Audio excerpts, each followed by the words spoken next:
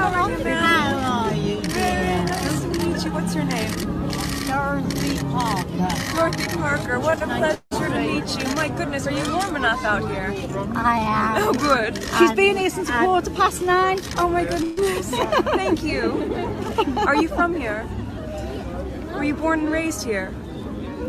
Do you live here? I live in Hoylake, which is about 6 miles away. That's not too far. No, And what do you have planned for the rest of the day today?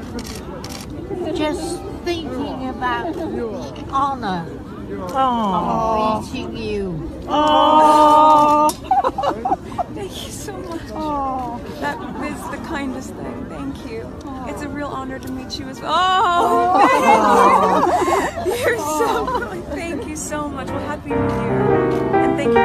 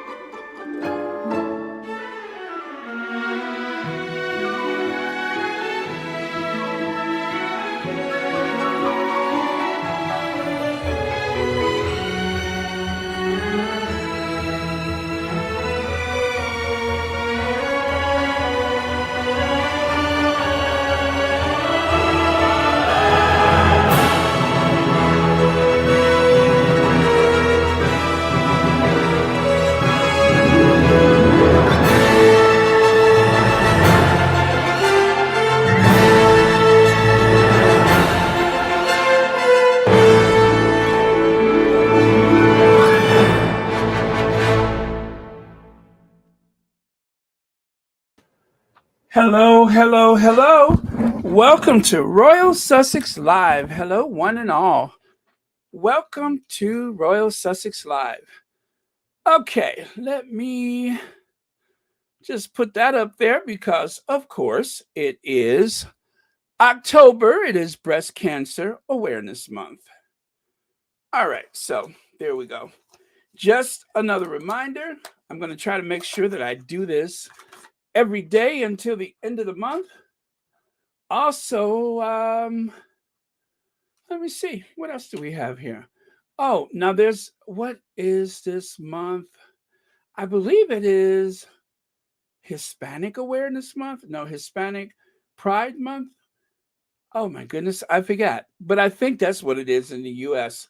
And I didn't even know that that was actually a thing, for lack of a better word. I didn't know that was a thing, but I do believe that that's what it is in the US. Although the only place where I saw any recognition of it was NBC Nightly News. That's the only place where I've actually seen it mentioned. So, and yes, it's not your imagination. I did by mistake accidentally start maybe 2 minutes early. So that's why I showed Dorothy Parker. I love, love Dorothy Parker. She's so sweet, isn't she? I love Dorothy Parker. Um, oh, wait a minute. Was there any sound for that? I mean, I heard it, but did you guys hear it? I think so. Let me see. Yeah, I guess you guys did. I don't see any mention that there was no sound. So, I'm assuming that you did. Okay, I'm going to scroll all the way back to the first comment. Hello, Black Queen, Verta Sanchez, Katarina Kemp, Hazel Bryan, uh, Dolores Williams, yes, Elaine Parker, Lady Bird, you're back. You know what? I don't know how it happened, but it's not your imagination. You were blocked, and surely that was by mistake. But yes, I'm glad that you were persistent, and Black Queen even made sure that we were able to get you back on here. So um, I do apologize for that, but I do believe somehow you were blocked. But it may have been my carelessness. Sometimes the buttons are very close together. And by mistake, I probably blocked you when I was trying to block someone else. That can and will happen. So, again, I apologize, and I'm so glad you're back. Hello, was that Hanan Carl? Yes. And Connie Balmer. Hi, Connie Balmer. Annie Bullard is here. Yes. And Annie wants to say hi to a few people, as does Verta Sanchez. Very cool. Let me see. Oh, you guys were in early too. Victoria Fabre. Okay. Let's see. Church Nelly. Marissa Caldera. Yes, Caldera. All right. So, okay, I am going to go all the way. Hi, Verna. Go all the way back to the absolute last comment, so we can get started. All right. All righty then. I can't believe I'm all prepared and ready to go. Hello, Karen. Crack me up, love. Educate you too.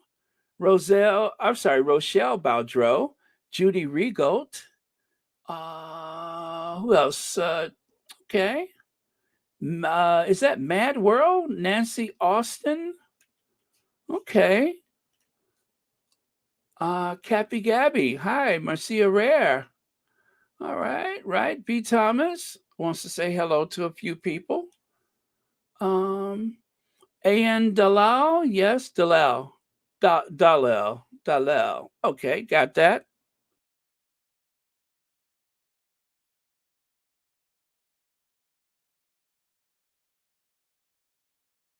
Okay, so let's get started, shall we? And hello to the rest of my host of friends and family. Cool.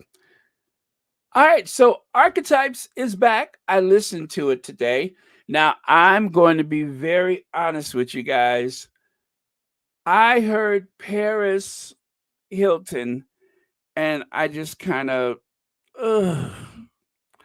I don't dislike Paris. As a matter of fact, I like Paris. I like her. I think she's a lot of fun. And I just want to say that even though there has been so many jokes about her, a lot of people diss her and all those things like that. Okay, the usual stuff. When you say Paris Hilton, it invokes a lot of feelings, good and bad, amongst people, mostly dismissive feelings, I would say, from the majority of people, because we just see her as this gross characterization of the actual person. And that's all that I ever looked at her as, just being a character. I did not believe for one moment that Paris Hilton did not know what Walmart was. I look at those reality shows as literally a bunch of cameras, situations, and people are feeding lines. It is some of the worst theater that you could imagine. It's like improvisational television without any type of script, right? Well, I shouldn't say they do have a script, but without any pretense of talent. Okay. Not to say that the people on the reality shows do not have talent, but there's no pretense of it. As though if you put a camera on anyone, they can be a reality star. And so when I saw Paris Hilton, I was, well, when I heard the name, I was like, uh, are we really doing this? That was my reaction. But people that I love and admire, I love to trust their judgment because part of love is trust. And because I trust the Duchess of Sussex, then I thought if it's important to her, then it's important to me. And that's where I decided to go with that particular situation, among others. Because I trust her and I believe in her, I figured, okay, then she probably knows best. Let's just be open minded and get into it. Um, Lady Bird says, yes, Baron Paris was put into that situation and character. Yes, I believe that all along. I guess from my point of view is that even though I'm like a certain persona on Royal Sussex, and basically that is my core, character. That is who I am. Is I sometimes you wouldn't be able to tell whether I have a microphone in front of me or not. I'm very much a court jester in so many situations, and also I'm very curious to learn things in other situations where it's just like some of the dullest subject matters, I could give you a lot of details. Like, for instance, my love of architecture, right? I have had discussions over the years here and there with people that were actually architects. And they asked me, said, well, did you study architecture at all? I'm like, nah, just one of my things. And so I could, hold my own in a conversation about certain things that I haven't had any formal training. And so that is like the other side of me that people don't see that often, but it's there. So knowing that about myself, how many times I have been misjudged and mischaracterized over the years, then I'm very open minded with people. So I didn't think that Paris Hilton was that character. But I also had this feeling like, what does that character really contribute to um, Western civilization as we know it? Is it really making a difference? So I would say over the years, I just watched bits and pieces of Paris Hilton here and there, but I admired her for taking back her power, as the young people say, in that she was able to market this character, this characterization, this reality star image. I always admire when people can market those things. I may not care for it, like the talent shows. I like to hear people sing, but I don't want to hear their backstory. I don't want to know who's sick and who's this and who's that. It's a contest. And now the contests have become reality shows. So I used to watch Star Search, but I could never get into American Idol because I believe that those people may be suffering through things, but I also think that they heightened a lot of the backstories to keep people coming back. And so then I felt as though that they too were in some type of characterization. So based on those premises, that helps me decide what I will and won't watch, what I do and do not find to be entertaining. And so it's never been that I dislike Paris Hilton. I just wasn't very entertained by the show. And but I admired her as a person. I really admired her as a person, and that was it. But I didn't know the backstory, and that is what was very interesting. Is that I was judging a book by its cover, and I thought, okay, she's this heiress who has made a big name for herself, but how could she not? I mean, after all, she's Paris Hilton. If you're a Hilton, blah, blah, blah. That's the way I looked at her. So I realize now that I had her all wrong. And it's the same thing with Mariah Carey. I thought I knew Mariah Carey in one way, and then I find out there's this backstory. Now, I have to say, I can relate to Mariah's backstory better than Paris Hilton because I think Paris, I think privilege. It's hard for me to separate the two. I think Paris, I think privilege. I look at Mariah, I'm like, well, at least I know she's come from somewhere, right? But Paris, it wasn't very clear to me that there was this great evolution besides the fact that she was this socialite who ended up on a reality show. What's complicated about that? Well, plenty, as I have found out today. So uh, I'm glad. I'm glad. I I mm, I guess maybe if I was being honest, about today, I would say to myself, starting off, it may have been better if someone else was on. But then again, I think it was most appropriate that she was on because is someone we didn't know and someone who, like Dolly Parton, well, everybody knows Dolly is a successful businesswoman.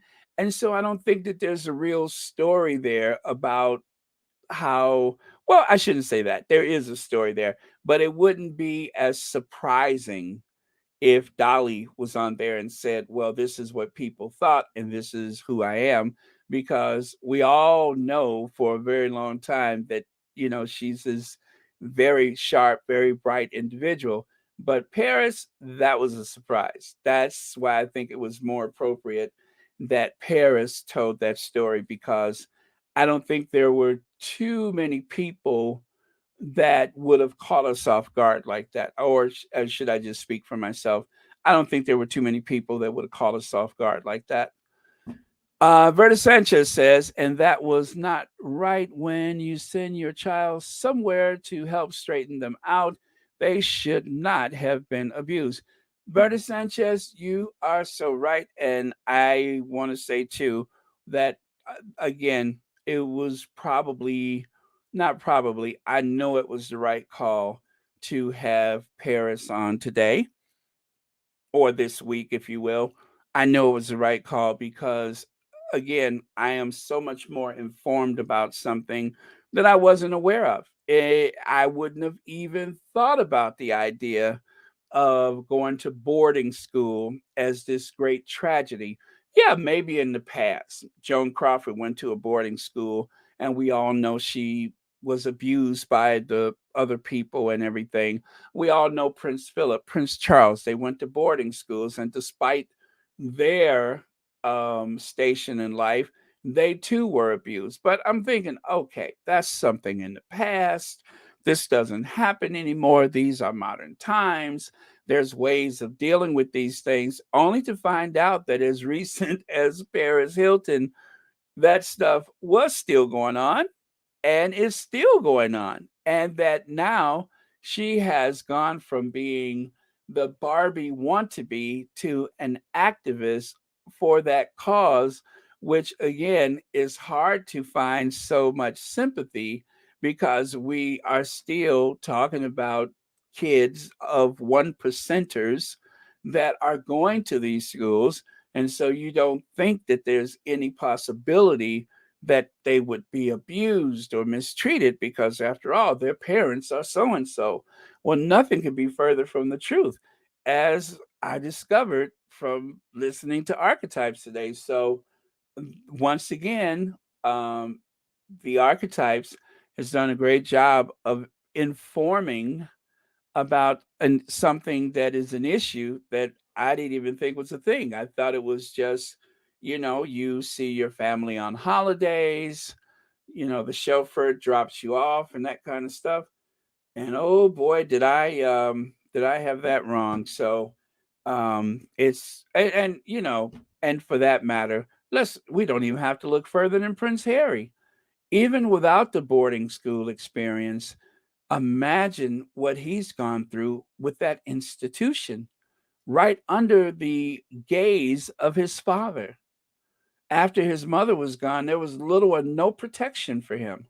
So he was left to the mercy of that family, that institution. So yeah, it's easy to misjudge, and maybe that was Megan's experience with Harry. Is that if you guys remember, the first thing she said was, "Is he nice? Is he nice?" Because that was important to her. And at that point, she still wasn't sure until she got to know him. And so, again, it's easy to judge people when they come from those circumstances that you assume that they're one way instead of another. So, very much a learning experience today, and I am glad for it. So I'm going to scroll down a couple of more times here. Let me see here. These podcasts are such great learning tools. Yes, Joyce Bowles, absolutely. They should be a archetype course on women done on the university level. Very good material here in the Duchess's podcast. Absolutely. And you can, because, okay, it is heavy subject matter here and there, but still, I think under proper guidance, you can share it with, young women or young people. And there's not much by way of shock or surprise there, but it is somewhat heavy topics. But I think that yes, these would make great teaching tools even at the high school level. Okay, let's see. So archetypes to break down the bimbo with Paris Hilton. So that was the absolute title is the bimbo with Paris Hilton. The breakdown, the bimbo with Paris Hilton.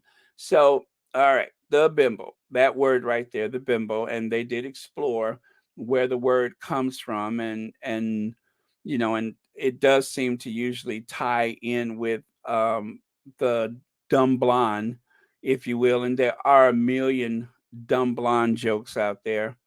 And I'm probably guilty of having said a few of them myself over the years. So of that, I am guilty, but it seemed as though um it was normalized so much that of course I didn't think anything of it. I just, I see them on television laughing at themselves. So I'd laugh right along with them. So that it was easy to do that.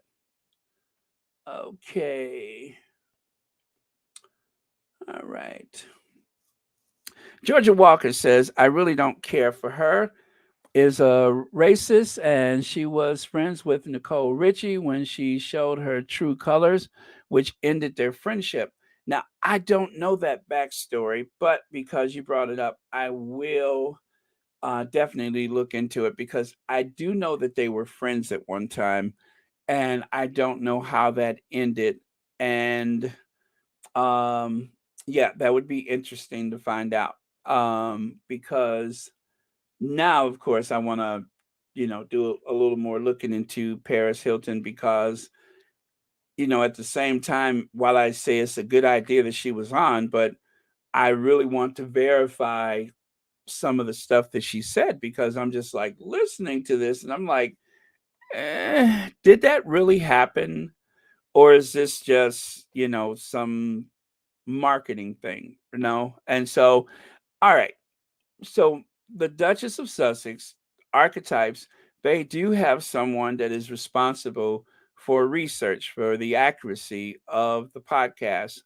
And because there is such um expectations on archetypes, I'm gonna say that I would find it hard to believe that there is that any of this is made up. I'm just going to say it like that. I will find it hard to believe that any of this is made up. So, where that's concerned, I'm just like, oh, and I was anxious. I was anxious when I was watching today because I'm just like, did that really happen? Because I hadn't heard anything about it before. And, you know, but I learned that it was a thing and that she did, I think she testified in front of Congress, and she wants to have some type of, that is, Paris Hilton wants to have some type of legislation introduced, or has there been some legislation introduced because of what she's gone through? But it's a pretty much unregulated industry in the US. At least, some states, they do, of course, have regulations on education and children and such. But as for the boarding schools, and especially when you're in these rural enclaves and such with these schools, exactly how much oversight is there for the staff and the students, and even the facilities itself? So very interesting. And I have to say, I'm like struggling with it because, as people kept saying, the um conservator for Britney Spears, and she had a conservatorship and such. And I struggled with that because I'm just like, okay, I may live and die, and that will never be an issue for myself or anyone in my family. Why is this news, right? Okay, so why is this news? But again, it is something that affects a lot of people, and who knows, maybe at some point I will need a conservator, and maybe at that time I'll be like, oh, if only somebody had done something. So I'm trying to be open-minded about it. I am doing my best. But anyway, thank you for your comment. Okay, I'm scrolling. Right here, I kept thinking about how young girls, there was this image of beauty, intelligence, or whatever as what is acceptable. As women, we feed into those tropes that we learn at an early age. Oh yeah, that is, it is part of the American culture, if you will, and of course, part of the identity of the United States is, blonde hair and blue eyed. That was the image that people had of the United States all over the world. And you would think that every girl from California was like a Paris Hilton. The Remember the Valley Girl, the very superficial Valley Girl, and that was something that I guess predated the whole Paris Hilton experience. But I still remember back in the '80s when it was everything was the Valley Girl, and and that was something that, or should I say, that was a particular character type that people used to make fun of. The Valley Girl spending the day at the mall, and going to these different high school events and stuff, and they kind of stuck in this almost like a little girl gang or something, but not, violent gang, but just, that was their social set, and they kind of blocked everybody else out. So I kind of looked at Paris Hilton and thought about that a lot too. So I guess there I had my biases, or even, if you will, prejudices going into it. As soon as I heard her name, it's like, uh, I was a bit deflated initially, until we got further into it, and then I was just like, okay, okay, this is picking up. But again, I'm trying to be open minded. All right. Thank you so much, Tash Mac. Okay, enjoyed Archetypes today. I really like Paris Hilton. She is the trendsetter for reality shows. Her parents sent her to a private school that abused her. Maureen Reed, yes, she definitely was a trendsetter. And again, I do admire her for having, branded exactly that, that characterization. And I didn't believe that that was the authentic Paris. I look at reality shows with a great deal of skepticism. So um, I didn't think that she was that person who didn't know what a Walmart was. So I do admire that for her. I admire that for anybody who can, you know, uh, make something out of that characterization. Adrian Burrows says, Baron, sometimes you can give a person a second chance, but you don't forget wasn't kosher what happened to her and Nicole Richie's relationship. I do see Paris as a dizzy blonde. Well, Adrian Burrow, I am so sorry. I don't know what it was. I really don't. I didn't follow it. And like I said, today when I heard Paris Hilton, I was just like, Paris Hilton. And then, of course, I started saying to myself, keep an open mind, keep an open mind. But I know that I haven't seen the two of them paired up over the years. That much I'm conscious of is that I know that I just haven't seen the two of them paired up. So I don't know what it was. I guess I'm gonna have to read up on it because I have no idea what it was. But you guys are making me awfully curious now. So let me just take a look over here. Let me take a look because now I want to know. Okay.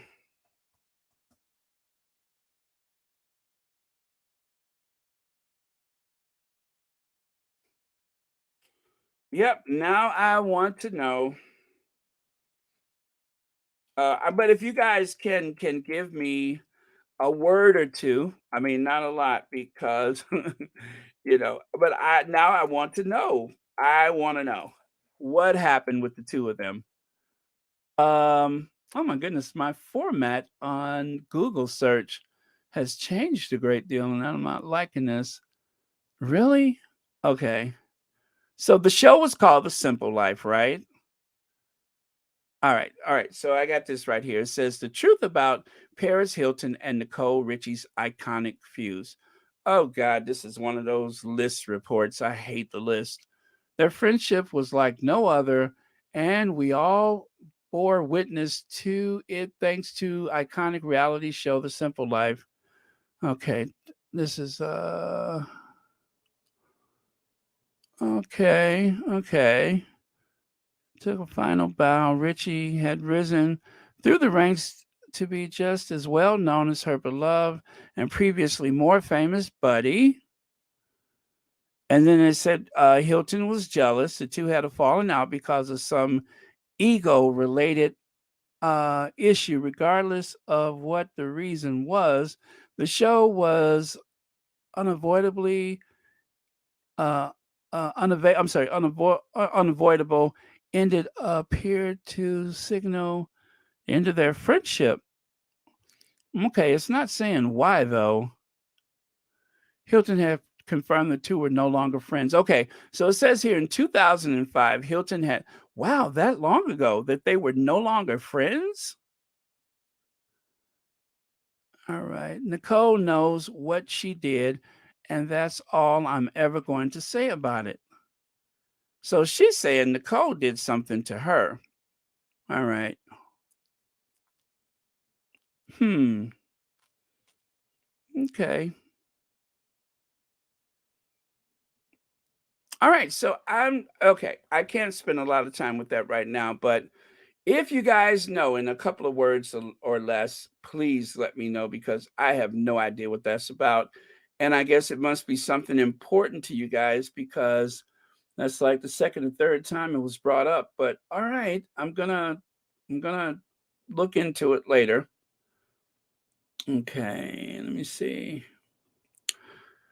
Aaron, I agree with you about Paris Hilton. Poor little rich girl that took years to find her own value. Yeah, I mean, I guess that's the story. And you know what? To be fair, even Meghan said that she had her ideas about Paris and that she had to look past some of that in order to have the conversation. And she said, I was nervous about today's conversation because I wasn't sure. I don't know where this is gonna go. So and that was as soon as I heard Paris Hilton, that's the same thing that I thought. I was just like, where is this going? I was, what's relevant about Barbie? So, and then okay, well, all right. That's what I'll say for now. Paris is a successful, busy woman. Not sure if she still has them, but her stores were big in Asia. Oh, you know what? I'm not surprised. I'm not surprised for obvious reasons. People do think of her as less than smart, rich kid. Yeah, that's hard to get past. And okay, all right, and let's remember this too. Remember, Megan said you probably didn't catch that voice. I did not catch that voice. You could not have convinced me that that was Paris Hilton. The only way I would have came close is if I heard her say, "Oh, that's hot." Now, if I would have heard her say, "Oh, that's hot," I'd be like, "Paris, Paris."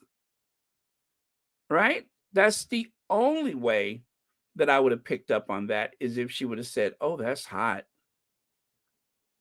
Let me see. Oh, Black Queen says, "Hello again, Baron and Squatties. My kid's grandmother is waking up from surgery now. I'll be listening in once they call me to get her. Then I'll be driving 1.5 hours back home. Oh my goodness, be careful. Wow, you got a lot going on right now, Black Queen. I hope the surgery was successful. But yeah, thanks for keeping us in mind though. But yeah, please be careful. Oh, that's a lot to deal with. But you know what? I always say kids are very strong. So um, they this is going to be part of their experience. I remember, as I told you, my grandmother had breast cancer, and I remember, all the times as a child I felt very helpless for my grandmother, and I was very protective of my grandmother. As a matter of fact, I may have shared a story about my grandmother and being in the hospital, and maybe if you guys remind me, I'll tell you about it later. But it was part of that vulnerability and that need to protect her. But it's actually a very sweet story. So please do remind me later and I will share that with you guys. But yes, Black Queen, we will be praying for you and your family. Okay, let me see here. All right, another. I never cared for Paris Hilton one way or the other. Hence, I had no opinion of her, but what came out today was real raw. Because of her wealth, one would think all was right with her. Exactly, Marjorie. That was it.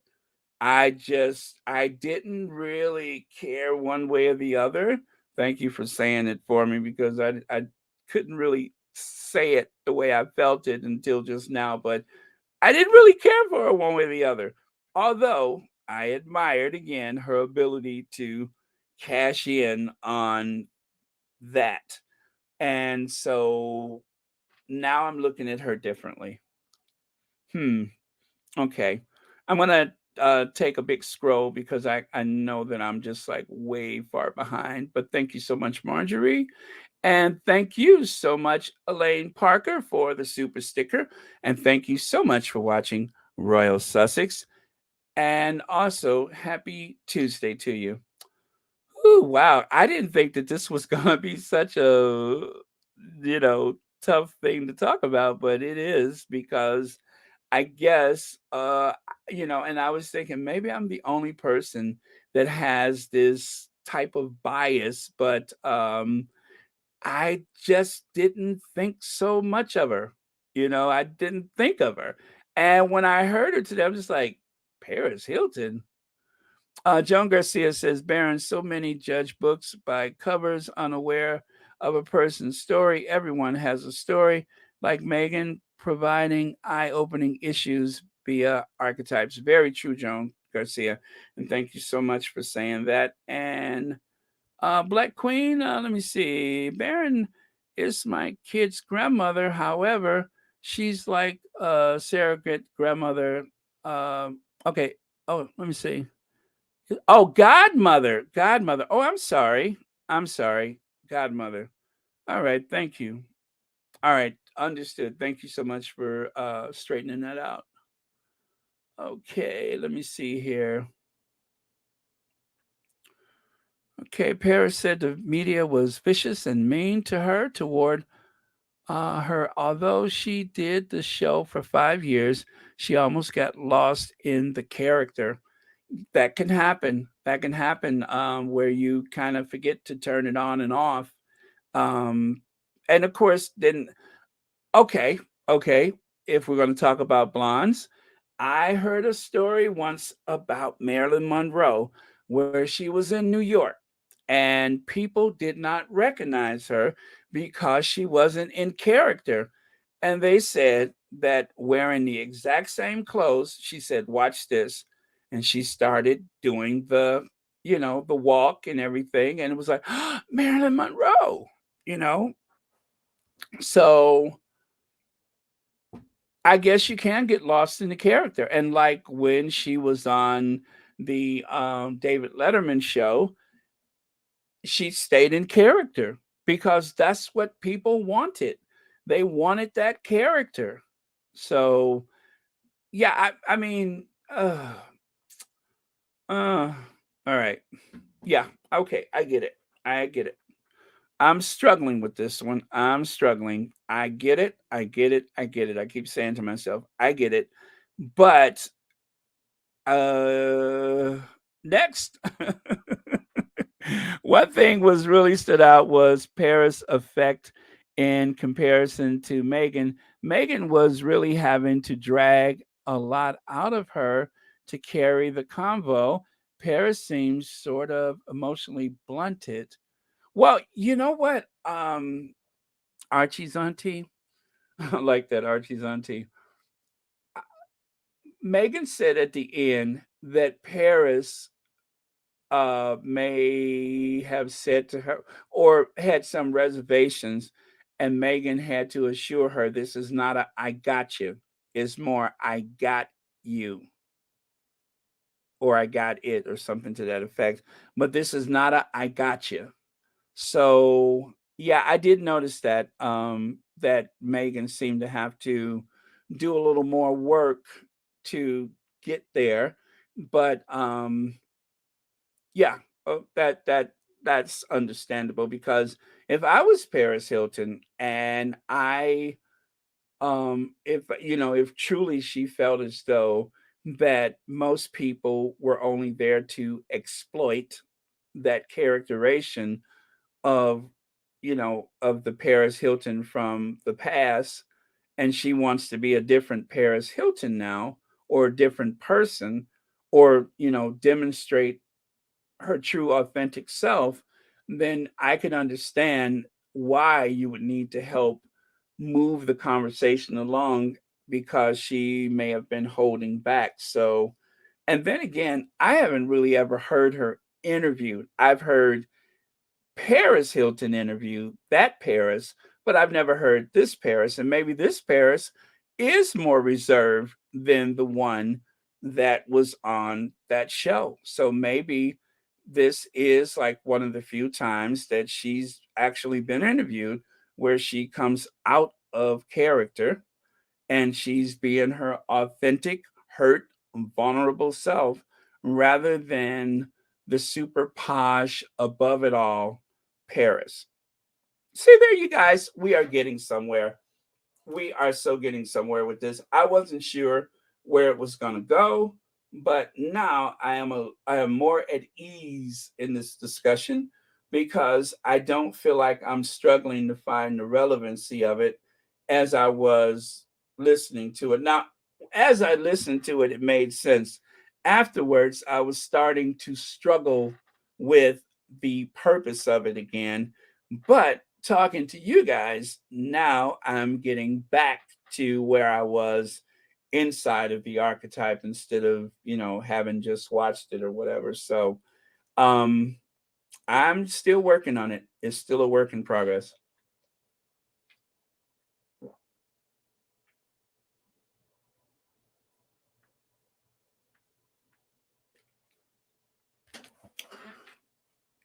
I tell you, there's nothing like a ice cold swig of water. So good. Oh man, that was divine. I have this little habit that I have with my and I am so embarrassed to say I still use bottled waters as much as I preach about the landfill. I still buy bottled water. And anyway, I like to leave a little bit in the bottle and then kind of tilt it sideways or, on an angle in the freezer. And then when I get the next bottle, I just pour it on top of it and shake it up real good so that it's super, super cold.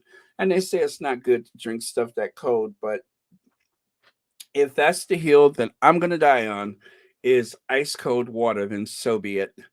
All right. Thank you so much, Archie's auntie. Okay. I am going to. Oh, let me do this. In this candid and eye opening episode, Megan breaks down the labels of bimbo and dumb blondes and explore why brains and beauty in a woman have been historically pitted against each other. To delve deep, Megan connects with Paris Hilton in a surprising and revealing conversation as Paris opens up about the trope that defined her, how she at times played into it, and how she is now coming into her own. Journalist Claire Malone also joins the conversation alongside comedian Liza Schlesinger as Megan unearths who is really on, who is, who is really in on the joke. All right, so that is the description that they had for the Spotify, just in case that helps a bit. Okay. John Garcia says, plus every person does not talk a mile a minute. Um, Guilty. I do. I do, especially if I'm all like hyped up on my coffee and some gourmet cookie, and then I am off to the races. Let me see. Thank you, Joan. Paris is 41, same age as Megan. So Megan is seeing Paris from the lenses of the same generation and sees something in Paris that another generation may not. Miriam P., that is an excellent observation. You are so right about that. There is probably that is, I guess, kind of affecting my thoughts about Paris is that it is a generational thing. And I think Paris lived in Beverly Hills up until a certain age. And so, they still have that California girl type of connection that a lot of people may not identify with, but there is a certain California persona that a lot of women, girls from California have. Um, but then again, there's worlds of difference between Megan and Paris, because Megan has been more, this girl driven by academics, and of course, but you know what I tell you what they do have in common, that aside from whatever happened with Nicole Richie, they both seem to be girls, and that they are not so steeped in competition with other women. But then again, I don't know Paris that well. I know that there is the reality show steeped in competition with other women, but a lot of people are very different away from the cameras. So it's hard to say that about Paris, but it didn't seem as though she was condescending to Megan in any way whatsoever. So that is what I use as a way to determine how, when you listen to women talk and you listen to how they get along with each other, then you can kind of see if somebody is a girl that relates well to other women.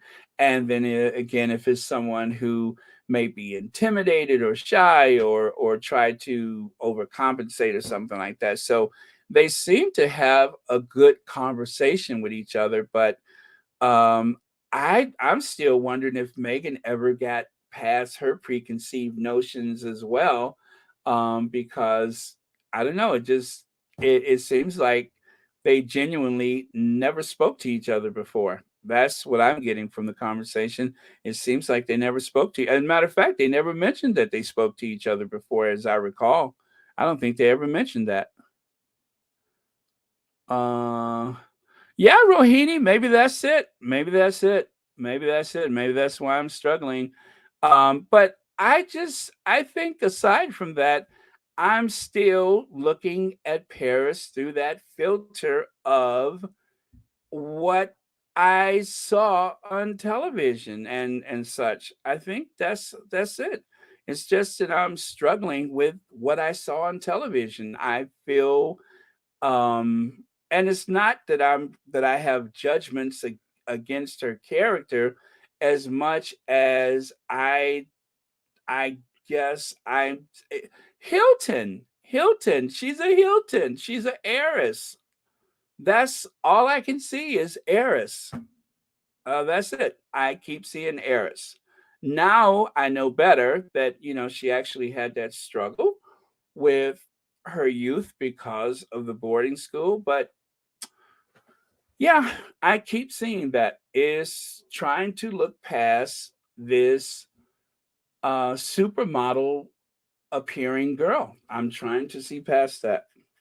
So yeah, that's it.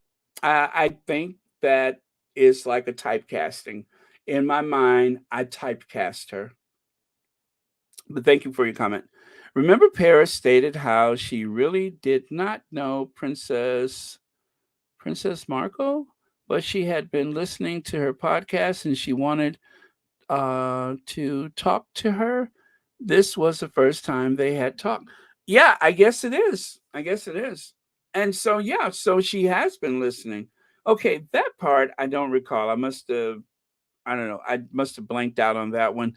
I'm just going to agree to disagree. When you are known to drop the N word in the past, I will continue to side eye you.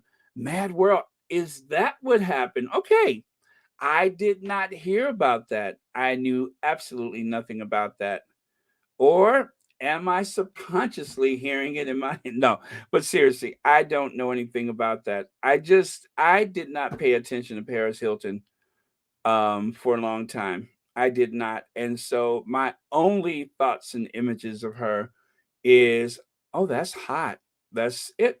Now, when I saw her on those recent Hilton commercials, I was glad that she's doing the commercials because to me that's a signal that she's grown up. And why would I think that? And that is because if Paris Hilton was still in that destructive mode of life, the when the other stuff happened, I'm just gonna say when that video was out and stuff, if she was still in that part of her life, then she would not have been welcome to do a commercial for a major corporation like Hilton, even though that is the family business. But I didn't think she would be welcome to do that. So um I I believe that it means that she has evolved enough for them to trust her to carry that brand. And so I love the commercials.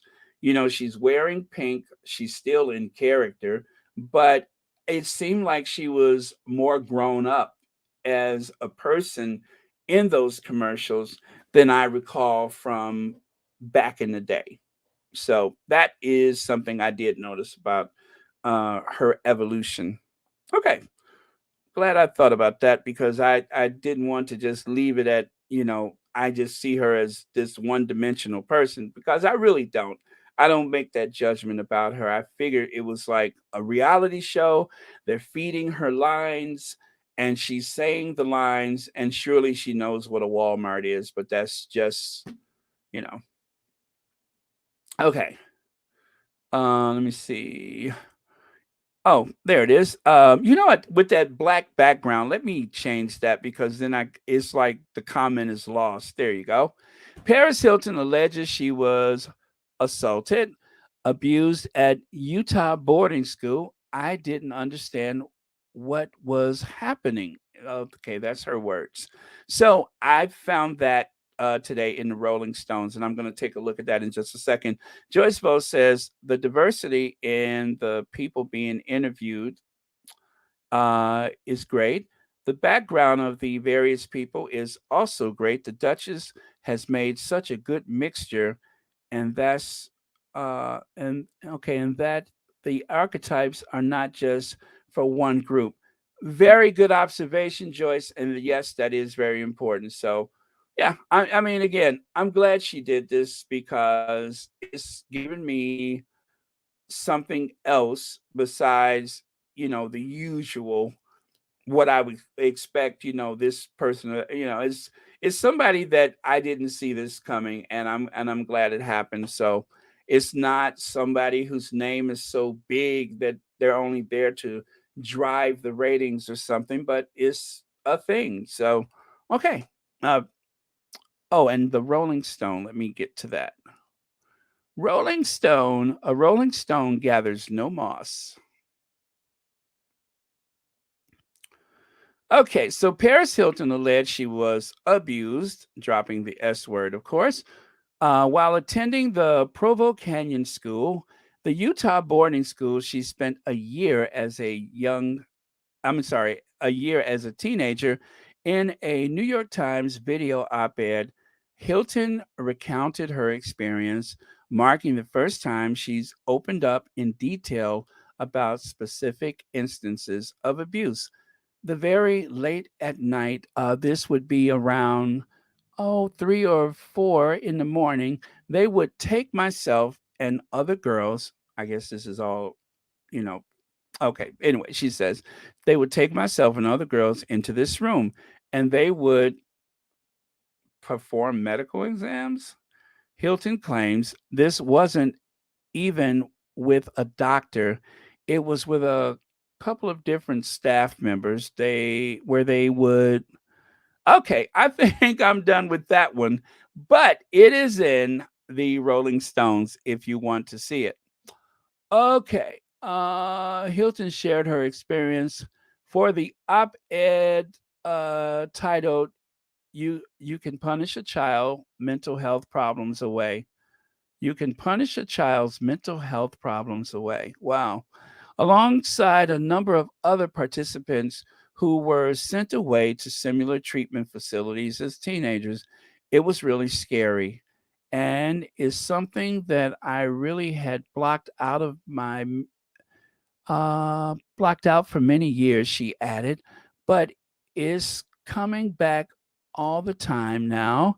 And I think about it, and now looking back as an adult, that was definitely that type of abuse. Wow. Wow. Now, okay. So I set this Rolling Stone aside because I wanted to look at it later, but since we're here, I decided to take a look at it now. But she went into greater detail on Twitter thread while sharing an op-ed writing, sleep deprived and heavily medicated. I didn't understand what was happening. I was forced to. Okay, so I will say this: go to the Rolling Stone and see it for yourself if you dare. But it gets very, very graphic. And that is from October 11th, 2022. So this is a very recent article, but I would say just be careful because some of the accounts are triggering. So that is what I'll say about that is be very careful. All right, Joyce Bose, thank you so much for your comment. Wow. Okay, so you know what? Having looked at that article just now, that's not exactly where the conversation centered on archetypes, but this like opens up a whole nother thing. So just be careful when you go to the article. Okay, be very careful because it is pretty heavy. Okay, Mercedes Todd says when you brought up the Walmart thing, it made me think of Jessica Simpson years ago when she said she thought she was eating chicken out of a can of chicken. Wait a minute, she thought she was eating chicken out of a can of chicken and a sea tuna. Did she say that? Oh my God, I never heard that before. Okay, so again, probably one of those lines that were fed to them during the thing. And I think all of those reality shows, they feed lines to people. They really do. They feed lines to people. Oh, thank you, Mercedes. Let me see. Deborah Debbie says, "Is it only me or who feel the goosebumps whenever Princess Meghan is talking? I just stop everything that I'm doing and listen to her very attentively because I don't want to lose the wisdom that comes." Deborah, I would say, okay, I'm going to tell you when I had that experience, the Oprah Winfrey interview. After all that time, when Meghan was silenced by the firm, when Meghan was silenced, and then to hear her speak to Oprah Winfrey, something went through me because I I was just amazed to hear her voice. It was like I was dreaming because um it was like all that time you see her but you don't hear from her, and that they had managed to stifle her in a way that was frightening. And so when I finally heard her speaking to Oprah, I got the chills.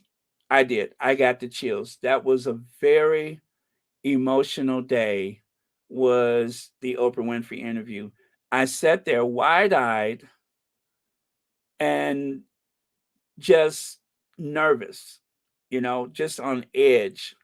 And I'm listening to this stuff, and it was upsetting. It was very emotional. So that was when I experienced that. And so now whenever I listen to the Duchess, I do want to hear everything. Anything and everything. I just want to be a part of it. So that is I guess that may be like an emotional response to that period of the Frogmore Cottage, and then they're in Canada, and you just don't hear anything. You don't hear anything, and she's trying to put her life back together, and we are just hungry to know that she's okay. And so when she finally does speak, then it's just like I want it all. I want it all. I don't want to miss a thing. So yeah, I totally get what you're saying, and thanks for sharing that because I don't think I've ever actually said it that way before, or if I've said it at all, but that is my normal reaction to Megan speaking, is that I want to stop everything and I want to hear it. Harry, Harry usually talks more publicly than Megan. So when you hear of, and then she has such a calm, soothing voice. With that, everybody agrees how soothing and calming Megan's voice is. It's like a tonic. It literally is like a tonic. So there's that going on. Oh, I'm sorry, I didn't mean to do that. Let me see. Joan Garcia says, Baron, I was used to Megan's voice since I watched Suits from the first day through the end of all the seasons. Now, see, I've never actually watched Suits. I've never actually watched Suits. And it's not that I don't want to, but I have this thing about series in that if I start watching it, you guys won't hear from me for a couple weeks because I will watch the whole 7 years straight through. And it's like I'm always afraid to start something because if I don't watch it from the very beginning, then that is my life for at least 2 or 3 weeks. I've had it happen several times. So unless you guys want me to go away, then that's probably what will happen is that you will have to send you'll have to do a well-being check on me because I tend to get hooked. So it's a lot of things people say, "Oh, you got to watch that." And I'm like, "How many episodes is it?" Because if it's more, like okay, Downton Abbey, I started that from the start. The Crown, I started that from the beginning. And some of the other things I've watched. But that one, if I have to start from one through, the whole 7 years, then I'm going to get stuck. I am going to get stuck. And I'm afraid to do that to myself. Kids Door says, that's how my mom is, even with movie series. Yeah, I got to see the whole thing. I got to see the whole thing. So I'm trying to think, what was the last thing that I watched like that?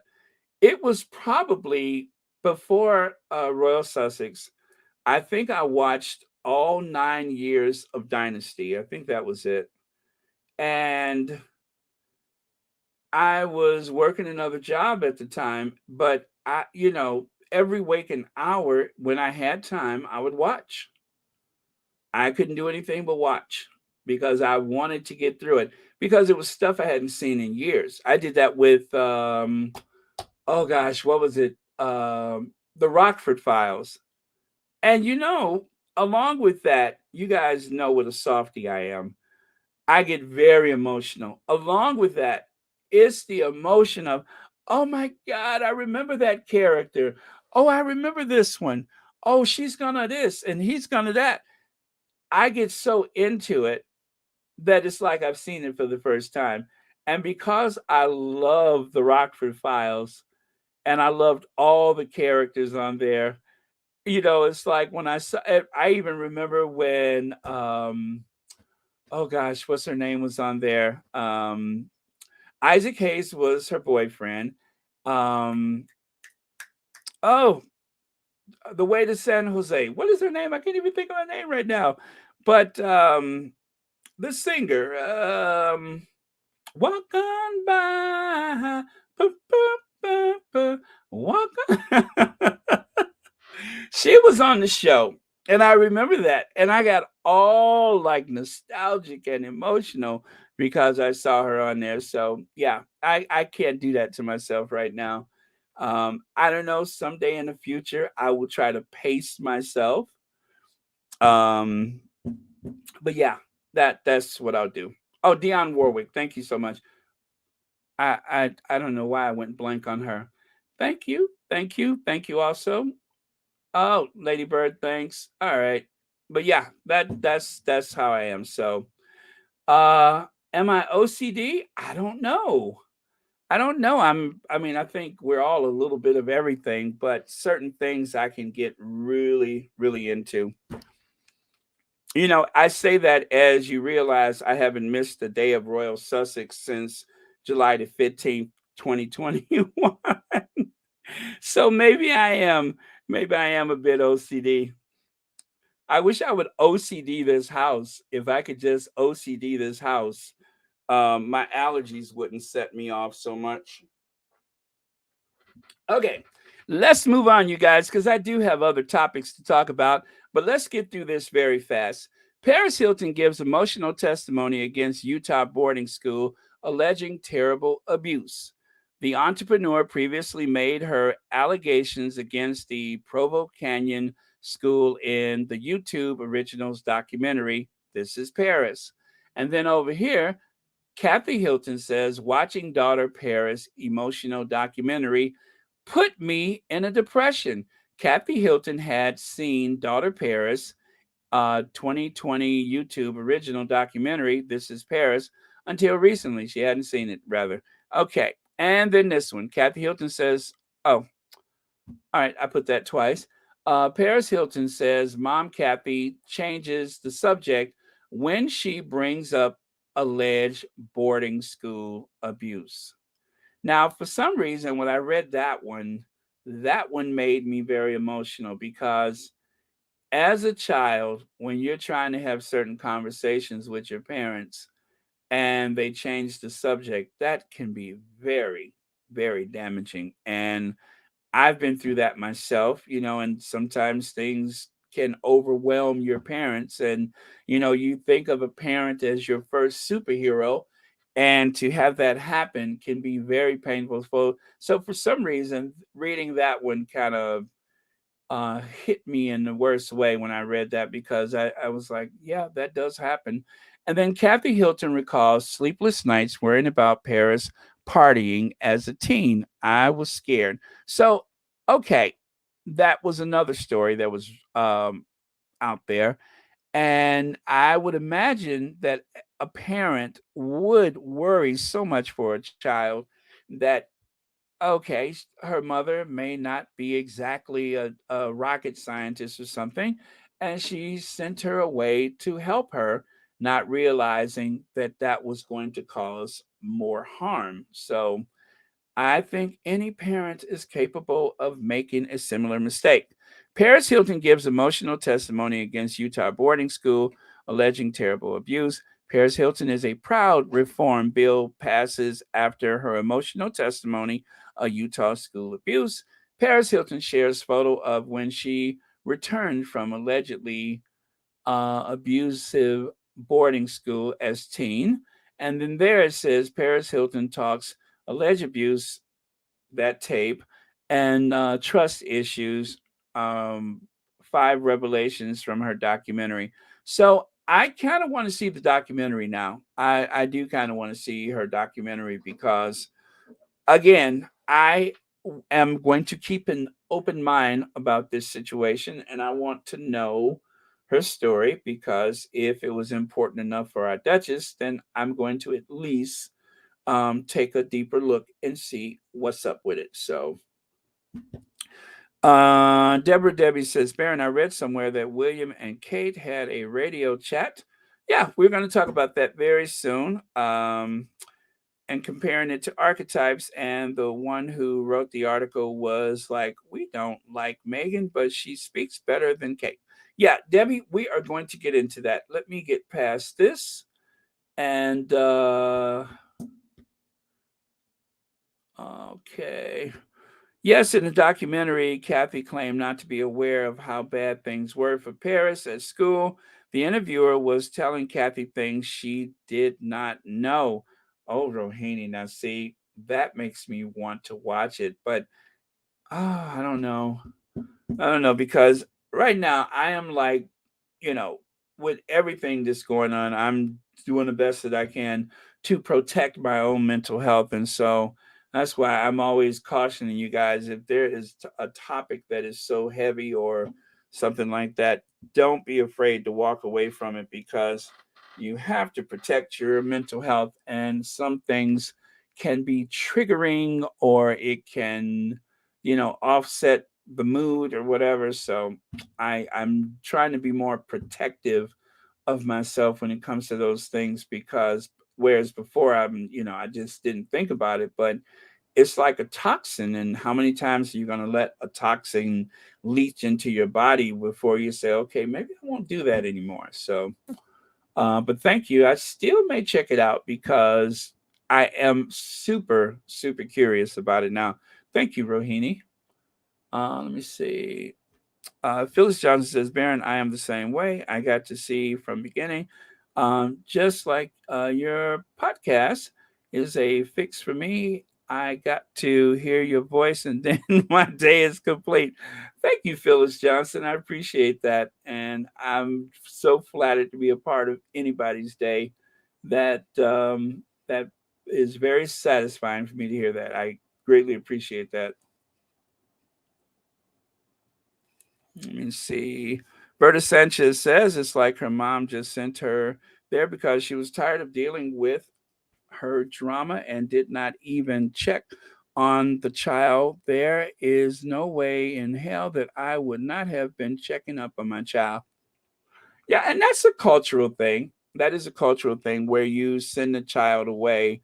And, well, that is very Windsor. That is the House of Windsor. If you have a trouble, you put it off on someone else, a courtier, a boarding school, a nanny, whatever. You just put it off on someone else.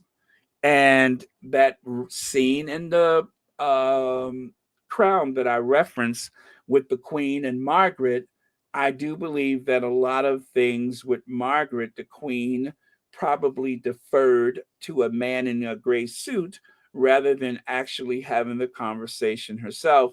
But then again, I may be completely wrong. I was not there, but it does seem like a lot of times the people in the Windsor House brief against one another in the press.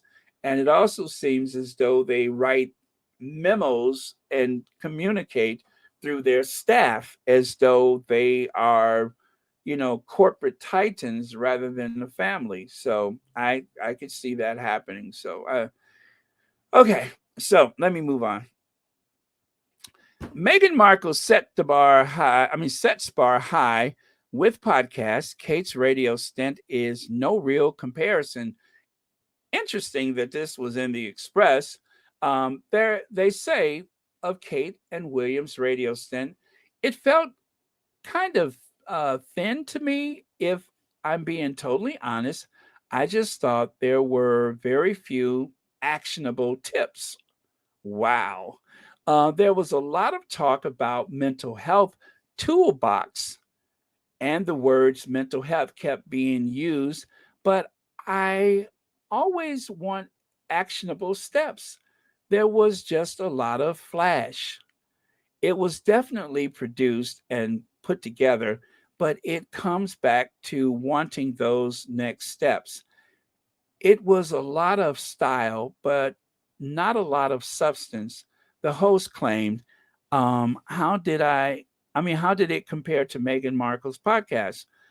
They continue, I think we expect so much to, and I hate to compare because I know there's no real comparison, but with Archetypes, hearing Meghan and how proficient she is at podcasting, it really set the bar so high for everyone else, for all of the royals. Yeah, it does set the bar very high. And if you notice, not at one single time through any of Meghan's visual words, when you actually get a chance to see her talk, you never see Meghan cock her head to the side. I'm just being shady. I'm looking at Kate's picture right there. She's doing that imitation of the RCA dog again. But you never see Meghan cock that head to the side to try to understand what a person is saying. She just understands. So I couldn't resist. I couldn't resist. I just saw that photo just now, and it just it triggered me. There you go. I was emotionally triggered to mention it. So but yeah, so the bar is set high, and Megan is amazing with her podcast, and that's just all to it. It is a talent. I mean, there's a lot of people, whether they're an actor or not, that would not be able to pull that off. But Megan is just the natural. Her voice is soothing. She's very well informed. She's engaging, and she doesn't have to lead the conversation, but she does facilitate a great conversation either way, whether she is leading the conversation or whether she is actively listening and exchanging with someone. She is just magnificent one way or the other. And that is truly a gift, and it demonstrates a great deal of talent. And dare I say that having seen the Me You Can't Be, I think Harry is uh, also up to the task of interviewing and having a discussion with people because Megan's approach is very soothing and comforting, and it's non-threatening in any way whatsoever. Harry is very passionate when he speaks, and so I could listen to either one of them. I think they are just incredibly engaging. Such a power couple. They are so good at so many things that they do. And so I would love one day to hear the two of them have a conversation, which is, I don't think is something that we've seen often. maybe not since the engagement announcement, but I would love to see that. Whatever they want to talk about, I'm there. So, um, yeah. So maybe that's coming. Maybe we will see Harry on one of these podcasts, and that will be great. And shock of all shocks, if we ever hear Doria, which I kind of don't want that to happen, but if that did happen, man, would that be amazing. But yeah, so Megan has set the bar high, and she is so good at so many things, and she's just an all-around talent, and her voice is golden, and there's just no other way to look at it. Her voice is golden, and it is going to carry her very far in the future. Um, and I want to be here for it. Let me see. Let's see. Hi, Baron. There is a picture of Megan in Los Angeles. Really? You mean on one of those electronic billboards or something? I'd like to see that. Okay.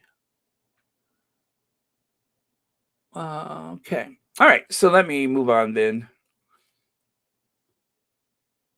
All right. Let's do this. I am going to move on. I think we spent an hour and 22 minutes on that. Interesting. That I just looked at the time. I didn't know that much time had gone by. So let me cleanse my palate, and I'll get right back with you guys. Let's do it.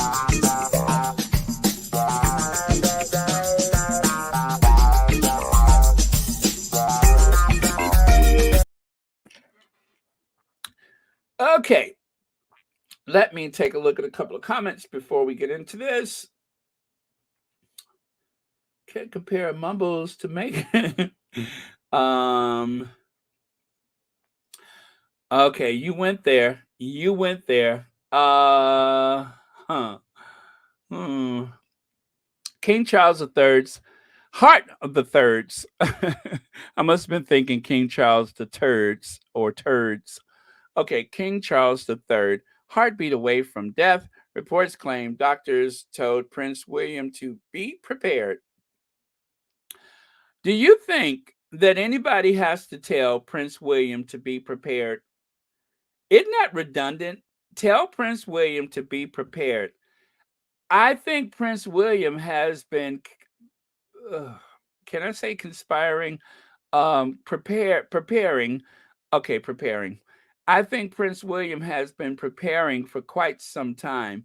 As a matter of fact, as I mentioned not long ago, and as someone else has mentioned, he totally bypassed the idea of learning to speak a single word of Welsh because he didn't think that he would be Prince of Wales at all, let alone for long. And so he just kind of went straight into, hey, y'all, and back to London they go. And that was the end of that because apparently some people feel that Prince Charles may not be long for this world. Now, that being said, it's not so unusual that some people may have the puffy hands. I've seen that before. It's not necessarily related to something bad. Prince Charles seems to be rather odd in appearance anyway, and you guys know that his parents were cousins. I mean, it doesn't necessarily mean something bad because his hands are puffy, but then again, it don't look good either, does it? King Charles may not live long enough to be officially crowned at a gala ceremony because he is secretly dying from a fatal heart condition, a new report claims. Well, he is of a certain age, isn't he? Sources told Globe magazine in its latest edition that doctors instructed Prince William to. Now, see, that's when it starts to sound made up. Doctors, like they took him aside and said, Your Majesty, oh, what, Your Highness, um, you best be prepared because your dad doesn't have long. Um, I saw Charles walk miles when his mother died. Now, I don't know that that means anything, but Charles did not seem to be none the worse for wear. For somebody in his 70s, being able to walk as much as he did behind his mother's coffin, especially with all the stress of what he's been through, I would say let's not bury him too fast because um you know what I'm saying? Does that even make a difference? I'm not a medical person, but he did seem to have quite a bit of energy. Like for instance, when that guy had confronted him in Wales that day, I mean, he didn't seem to, I, stumble, or he didn't seem to stagger in any way. I mean, he got the heck out of there. So um, I don't know that we've actually seen anything that would indicate otherwise. I mean, he seemed to be in great command of his body at that point. So I don't know where they get this you know, Charles is about to die. I mean, he was keeping up. He was keeping up. He didn't ride in the car. He walked behind his mother. So how bad off could he be? I mean, aren't they, writing him off just a little bit too fast? I would say if that was any indication of what his health is, then they should really reconsider how fast they want to try to bury him because he seemed pretty healthy to me. That's all I'm going to say is he's, especially, what about when he had that exploding? I could never say that without laughing. But when he had that exploding pin, he seemed to be in good health, right? Remember when he had that exploding pin? He didn't seem to be none the worse for wear to me. I mean, he was able to jump up and say how much, oh, I hate this bloody thing. So, you know, how bad off could he be?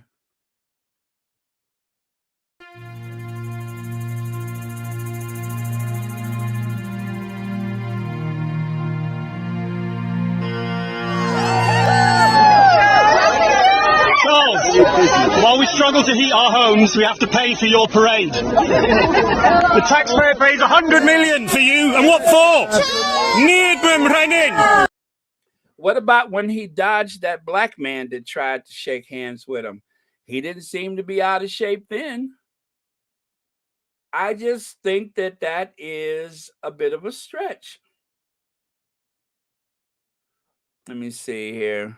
I have told you all Charles will not last long. Betty is coming to get him. Oh man. And look at how what about that Charles Nelson Riley face he made when he was running? Not my king!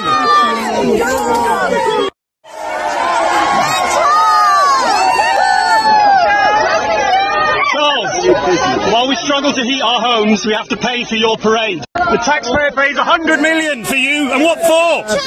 Need them running, not my king! See how fast he reacted? Now, how bad a shape can he be in? The man walked for miles when his mother died. Okay? That was a long walk. I mean, some of y'all have been to central London. You know what the distance is between this place and that place. He did all that walking. How could he be in such bad shape if he did all that walking? Yeah. That's when he said Neiman Marcus, that means not my king. Neiman Marcus, not my king. That's what that means. So yeah, I would caution people that I wouldn't write him off so fast. He seems to be doing just fine. Okay, if you want to know how the British press, and I did cover up this guy's name, treat black people who get too close to the royal family like Meghan Markle, read up on Leslie Hutchinson, the alleged lover of Edwina Mountbatten, the wife of Lord Mountbatten. Now, I heard that the two of them allegedly were quite the swingers. So I am going to have to check out this guy and see what's going on because apparently, I think this is that guy that was like this super stud amongst the aristocrats, right? There was some guy back then that was like some super stud amongst them. And have you guys ever heard of him? Leslie Hutchinson? Because I want to say that I'd seen something about him, and unfortunately, I didn't get a chance to look at him before I came on today. But must be an interesting character. I wonder if they just called him Hutch for short. He was a singer. That much I know. Okay, you know what? I'll just take a look right now. Uh oh. Oh wow. Wikipedia is asking for contributions again. I do contribute to Wikipedia because I don't ever want them to go away. Born singer and musician who was one of the biggest cabaret stars in the world during the 1920s and 30s. Oh, he was born in Grenada in 1900. Okay, let me see if I see anything here about Edwina. Oh, there it is. Hutch is rumored to have had a lengthy affair with the then Lady Edwina Mountbatten. The rumors scandalized the British upper classes, becoming the subject of tabloid news and an embarrassment to Lady Mountbatten. Royal in-laws, the Mountbattens, sued the tabloid for libel. As a result of scandal, Hutch was, oh, they did call him Hutch, was shunned by many of his former patrons, and his career effectively over. Other reported mistresses were Hollywood actress Tallulah Bankhead and Merle Oberon. Hutch may have been bisexual and was alleged to have had relationship with Cole Porter and Ivor Novello. Okay, that is the guy that I've seen before. I thought he may have been the one that was known to have been with Tallulah Bankhead. So yeah, that is the one. So yeah, this guy must have been quite the stud because he got around, didn't he?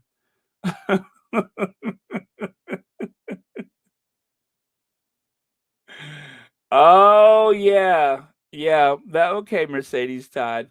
That would explain it. If Charles suddenly had a great deal of vigor from out of nowhere, maybe they gave him one of those things that they gave the queen that kind of make you go, wee.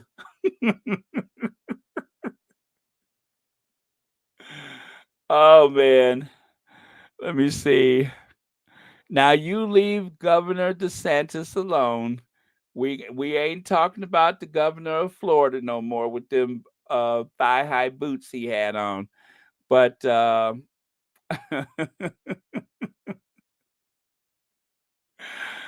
man. Well, those are riding boots, and plus it was the 1920s and 30s. That was the look amongst the country clubs and such. Isn't that something though? He has an affair, alleged affair with Edwina, and he's the one who gets punished for it. Isn't that awful? Isn't that awful? Let me see. Okay. Hair is curly? I don't know. Is my hair curly? Oh, I got a kink to my hair that will yank the tooth out of any comb. There's not a comb strong enough to get through my head. If you ever see a comb missing all his teeth, I used it.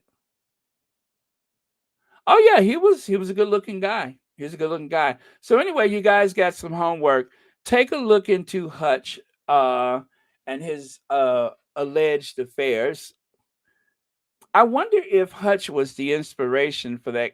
Well, he couldn't have been, but I'm thinking about that character that was on Downton Abbey. I wonder if Hutch was the inspiration for that character. And some people thought having the black character on Downton Abbey was so improbable that, that was just something thrown in there for the ratings. But I think that if you look at some of the things that happened back in those days, well, there were definitely black people that became the fascinating character amongst the aristocrats. It wasn't just restricted to Paris. I'm pretty sure there were people that made the rounds in London. I don't know how that mark got on that photo. I wonder if I did that. Okay. Oh, isn't this too bad?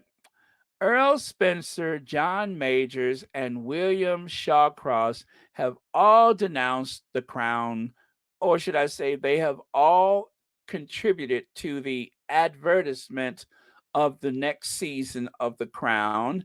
Those taking a more cavalier approach have likely never had their likenesses misrepresented. Like you would know, there's nobody out there trying to cast a Victoria Arbiter. Trust me, there's no reality where there's a docudrama. There's no particular drama out there where they're trying to cast the character. Oh, I wonder who's going to play Victoria Arbiter. Who? Victoria Arbiter. What? Victoria. Oh, never mind. There's nobody out there they're trying to cast for Victoria Arbiter. I love the way she tries to make stuff about her, right? I mean, that's really what this is she's sending a signal out there, like, reverse psychology. Oh, please don't cast anybody to play me, and please. You know what? Don't worry about it, girl. That ain't gonna happen anyway. There's no casting of, yeah, Rohini. They could find somebody and maybe snatch their lashes out one by one.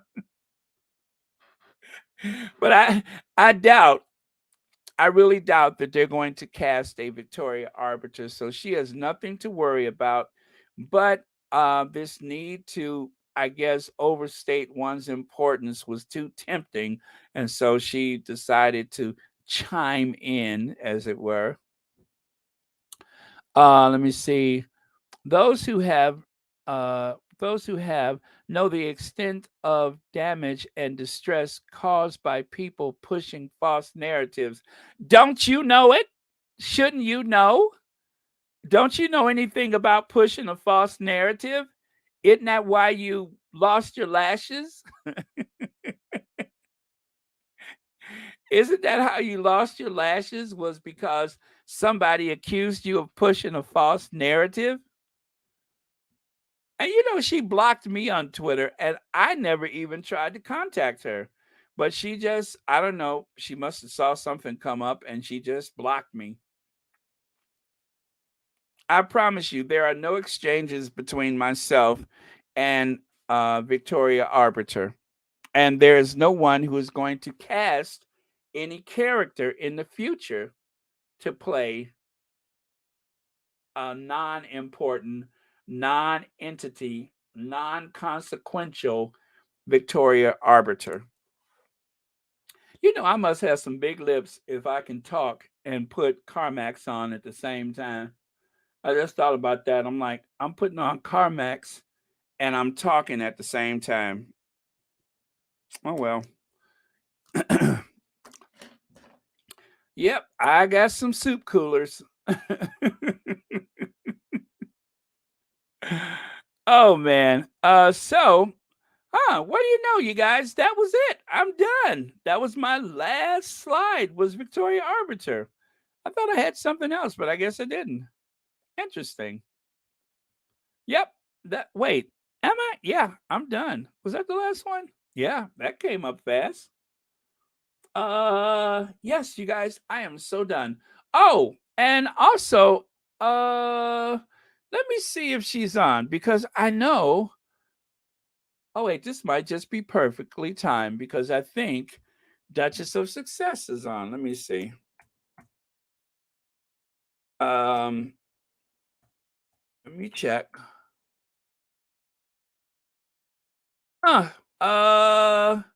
Oh, she pushed back to 3:40 my time, so that's like 30 minutes. Is that for today? Yeah, 30 minutes. Archetypes Tuesday, establishment delusion, attempt to stop people from watching Crown plus more. That's what she has today. So yeah, that is it. She pushed back for about 40 minutes. And so that means it should be on in like 31 minutes. So you guys, you can hop over there. I don't know who else was on today, to be honest with you. Let me see. Oh, Ivy told me to do something. Let me see. Let me see. Something has changed for Ivy, and it slipped my mind just that fast. Let me think about this.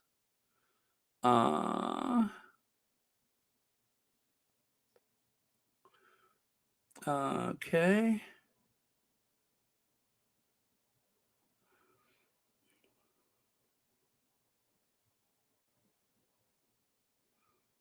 Okay.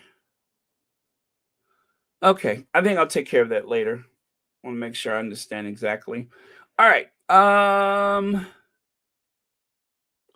Okay, let's talk a little bit. The Earl Spencer is afraid of how he'll be portrayed this season. Oh, if you're talking about Charles Spencer, he should be afraid. Charles Spencer should be afraid. Charles Spencer, to me, is such a he is a lesson of contradictions. On the one hand, he verbally chastised the queen in front of the world. And then on the other hand, it seems like he couldn't wait to grovel at her feet. He talks out of both sides of his mouth. The Earl Spencer, Charles Spencer, he says to the world, the tabloids create characterizations of people.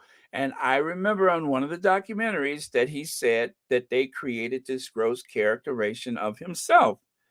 But in spite of all of that, when his sister says to him, the paparazzi is after me.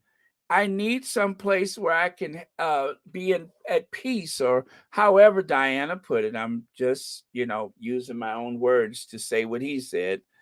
And he decided that he could not have her at Althorpe because it would bring all of that stuff to the estate, which is a gated property. But he just told her no. And because she could not be there, well, we know how she ended up. I'm not blaming him for it, but we know how she ended up. But he told everybody out of his mouth that he turned her down. I don't know if I would have had the courage to say such a thing if I know how the story ends. You understand what I'm saying? We all know how that story ends.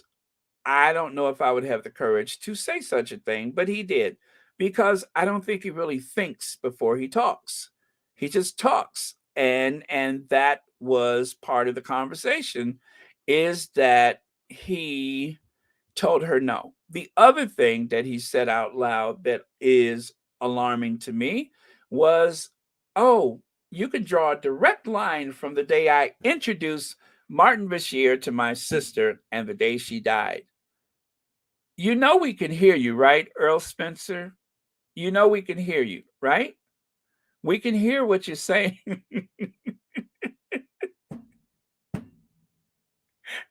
We hear you say that you can draw a straight line from the day I introduced my sister to Martin Bashir you introduced your sister. You, Earl Spencer, just said out of your pie hole, that you introduced your sister to Martin Bashir. Okay. That's what's up. Okay. You know what I'm saying? So he's not a very credible witness to events, because more often than not, he's in the thick of it. And yet, with all of that ancient blood and breeding and all of that God-given talent, just being born a Spencer, somehow he didn't know better, or somehow he didn't care. So that's 1, 2, 3 things that I've heard him say on various documentaries where I'm just like, you ain't too bright, are you? But that ain't my place to judge him. That's his family. I'm glad it ain't my family. With family like him, who needs life insurance? Everybody. But so that's what I have to say about the Earl Spencer. So when he says, or if he said, to be fair, if he said, oh, I'm concerned about how I will be depicted on this up and coming season of The Crown, you ought to be worried, dummy. That person, I mean, just your sister comes to you desperate for help. And rather than help her fight her corner, you refuse to let her live at the place where she was born. Was she born on the property? But either way, that is the family seat. That is their country pile. That is the Althorpe estate. And you refuse to allow her to come home. And when I say come home, bear in mind, there are multiple properties, or should I say multiple lodges or cottages on the estate. There were places she could have lived. If not, she could have secured a place for herself somewhere on that property, even if she had to build it, but she wasn't given that option. Yeah, and that you would think that would haunt him until the end of his days, and who's to say it doesn't? But I'm just so amazed that he said it out loud out of his own mouth. Okay, number one, the tabloids characterized me as a villain, and so armed with that knowledge, it seems like you would have been more protective of your sister, which also leads me to this next point. And he said he's going to make sure that the boys are, what is that he said at the funeral? That they are raised or protected or whatever, that I'm going to keep an eye on them. I wonder if Harry has an opinion about that, because it doesn't seem like Harry has been given much blanketed protection from the institution or from anybody else for that matter, as if there was something he could possibly do about it. Okay, so that was number one, is that, he said he knows the ways of the tabloids and that they, did that. So then number two was the thing about her wanting to come home to Althorpe. He says no. Number three, you can draw the line directly from the day I introduced my sister to Martin Bashir to the day that she died. And so there's this campaign, in my opinion. It seems as though somebody somewhere decided that between William, that statement, and others, that we have to explain away what was going on in Princess Diana's mind and all the circumstances that led to that tragic, air quotes, tragic accident in that tunnel in Paris. So Williams blames Martin Bashir, and it seems like in the oddest way, the Earl Spencer is trying to draw a direct line to Martin Bashir. And of course, other people have, thrown Martin Bashir under the bus. All of that because Princess Diana was going to give an interview to somebody anyway. And it was nothing more than what she said when she talked to, whatever that other guy is, the one, Andrew Morton, the one that wrote the book. She gave audio tapes to him to help him write the book. Isn't that right? Didn't she pass on audio tapes so that he could write the book? Yes, she may have been paranoid and afraid, but she had good reason. And I think one of the best compelling ways to explain that is the fact that she's not here anymore. So if all of this happened or not happened, but still somehow she mysteriously died in a tunnel in Paris, then there must have been some validity to the idea that she was afraid. She had good reason to be afraid.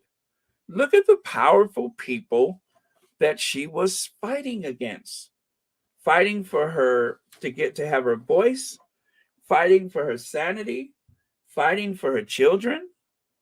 You know, she couldn't just take the kids and leave. That was against the law. She didn't even have any say over her own children at a certain point, especially the older one, the one who threw her under the bus, the one who accused everybody else of having, done her in or done her wrong or whatever. Everybody but his own family, and least of all, everybody but his father. So, yeah. So that's what I have to say about that. Well, Lady Bird, I suspect you got a point there, and you know, I'm going to just say I don't think it was exactly an accident. Either way you slice it, the fact that all of those things happened, I put two people as solely responsible for the reason she was in Paris that day. And those two people are the two people that everybody is supposed to celebrate and let bygones be bygones and forget that that stuff has ever happened. We're supposed to believe that those two shriveled up prunes are so in love that just overtakes anything else that we're thinking, because they were meant to be together and it is the destiny of the kingdom, and it's like this big rainbow and unicorn moment for the whole world. And yeah, as if. Sabah says, Baron, I am glad Diana did that Martin Bashir interview, or else people would have told a different story, as they're doing anyway. But yeah, at least we heard the words come from her. And that is a comfort, is that as much as they try to silence her, even in death, they try to silence her, but it's impossible because we saw everything happen real time. And I'm just hoping that no matter what that institution does to try to silence her, that more people, whether it's in magazines, whether it's on social media, wherever it happens, that more people will help tell that story, because it did happen. It is important, and we should not forget. We should not forget. Oh, and by the way, did you all see the survey? I didn't even bother to share it, but I'll just mention it. But there was a survey that says that the Queen, according to um, the I guess the United Kingdom, that's where the survey took place, that Britain sees her as the most iconic woman of the last 60 years. Well, if you're talking to the people in the UK, and that's where you took the survey, was the UK, and considering the fact that she just died, she better be.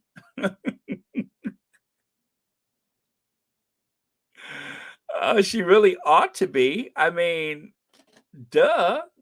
And I wonder how much space was between her and the next person, who, of course, even though Princess Diana has been gone for over 25 years, she has the number 2 spot. So yeah, she ought to have been. I mean, she did just die. We were force fed that state funeral for God knows how many days and a period of mourning. So yeah, is it any wonder? Is it any wonder that when people took the survey, Queen Elizabeth, the Queen Elizabeth.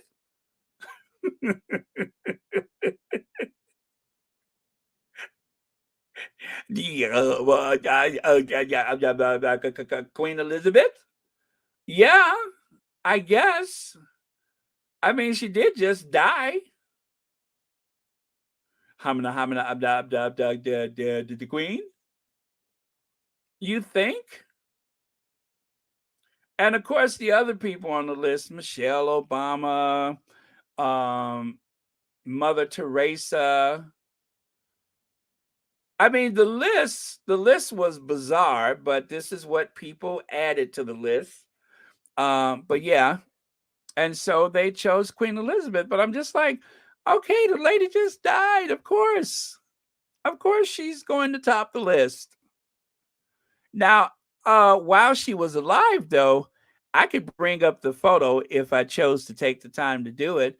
But while she was alive, I will just remind everyone that Oprah Winfrey had topped the Queen while she was living. So, you know, if I had a big state funeral and everything, you know, I'm pretty sure that I would be high up on the list if I was, you know, if I gave people bank holidays and closed food shelters and such. Of course she was high on the list. I mean, I just thought it was so ridiculous. I really did. I thought it was just the silliest thing. So of course, when that the Queen.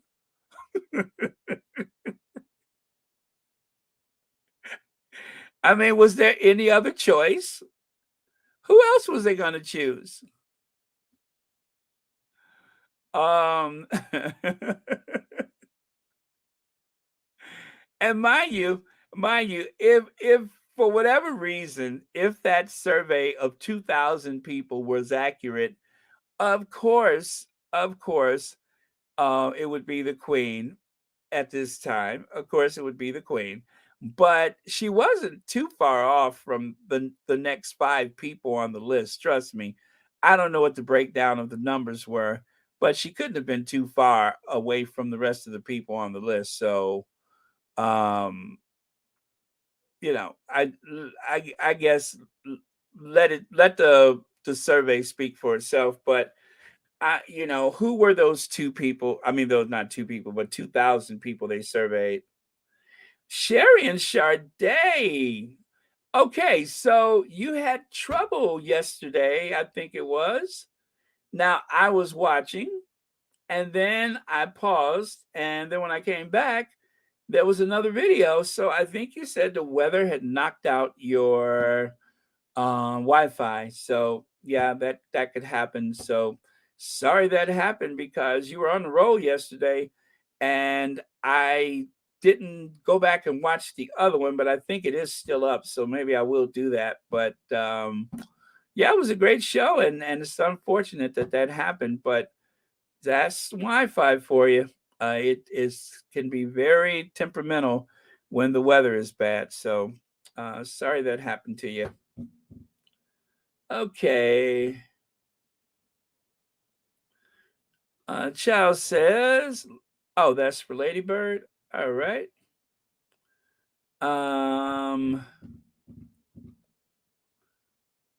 Oh yeah. Okay. Yeah, the weather beats you down. Yeah.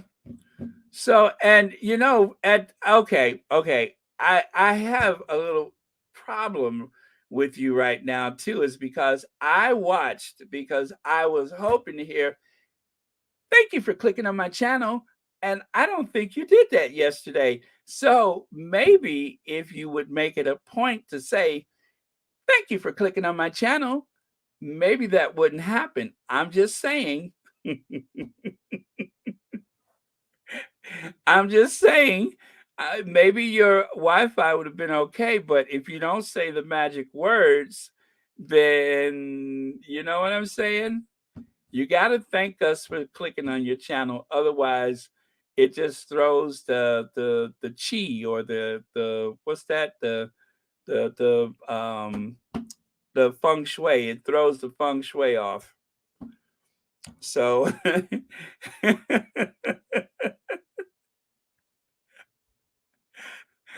just just a suggestion. Um, Make sure you keep thanking people for clicking on your channel, even if it is my voice you're hearing in your head or not. You have to do it.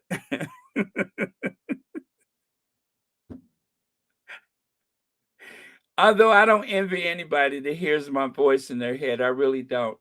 I don't envy anyone that can hear my voice in their head. That cannot be good, especially if I'm singing. That's even worse. If I'm singing and that's the version of my voice that's in your head, I don't know. Maybe you ought to try some of that stuff they gave to Betty when she was out in the Range Rover that day.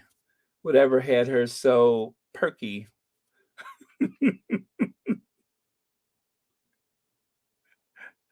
Oh, that's so bad. Now that was just tacky of me. Um, that was just tacky. So, yeah. So you know what? I'm looking for the survey now, and I cannot find that survey.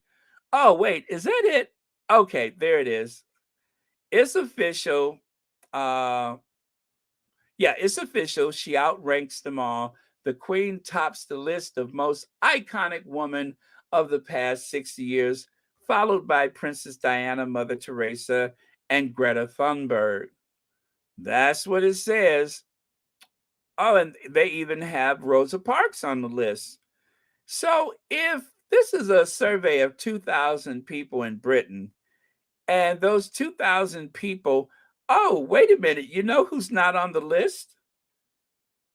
Uh, uh, Kate. I don't see Catherine on the list. Where's Catherine the Great? She's not even on the list. Catherine is supposed to be the best thing since sliced bread, and she's not on here. And of course, okay, let me give you the list. The Queen, Diana, Mother Teresa, Rosa Parks, Greta Thunberg, Dolly Parton, Emma Rukanu, the Spice Girls, Oprah Winfrey, number 9, Malala Yousafzai, Katharine Hepburn. Oh wow, they really going back with this list. Michelle Obama, number 12, Margaret Thatcher, Barbara Streisand. Who are these 2,000 people surveyed? Rose Ailing Ellis, I don't know who that is. Jessica Ennis Hill, Madonna, number 17. Serena Williams, 18. Holly Berry, 19. This is an odd list, isn't it? I mean, not that those people don't deserve it, but okay, Simone Biles, Ellie Simmons, 21. Kamala Harris, 22. Twiggy, Vivian Westwood, Maya Angelou, Katie Piper, Lizzo is number 27.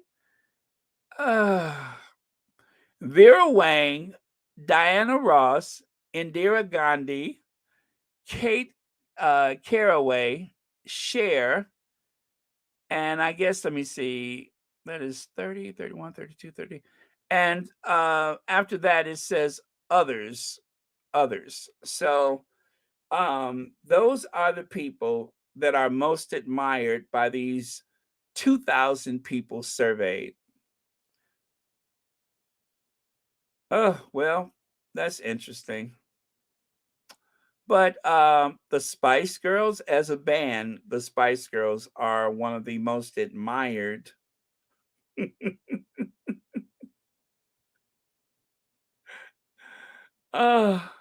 Well,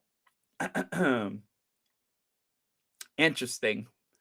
Let me see. Twice as many 55 to 64-year-olds voted for the 1969 moon landing as their most iconic moment.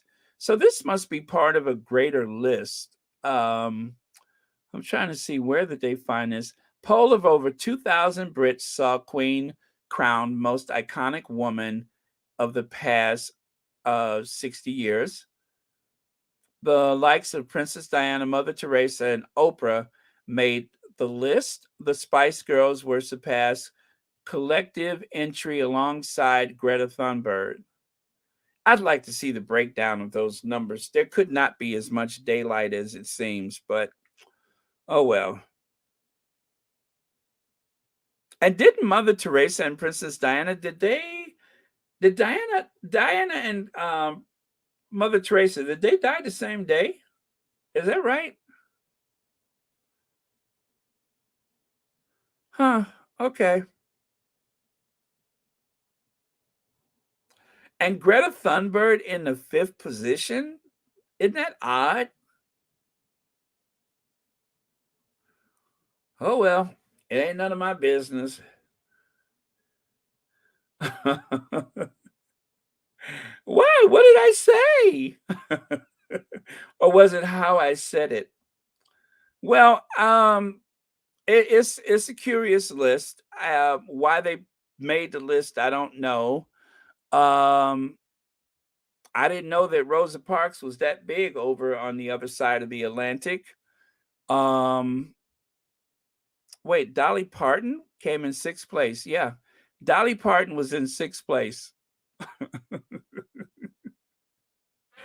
It's just a strange collection of people, but I guess people wrote in the names of the people they wanted, or did they have a list? Interesting. And Madonna, number 17, she hadn't even had anything come out lately.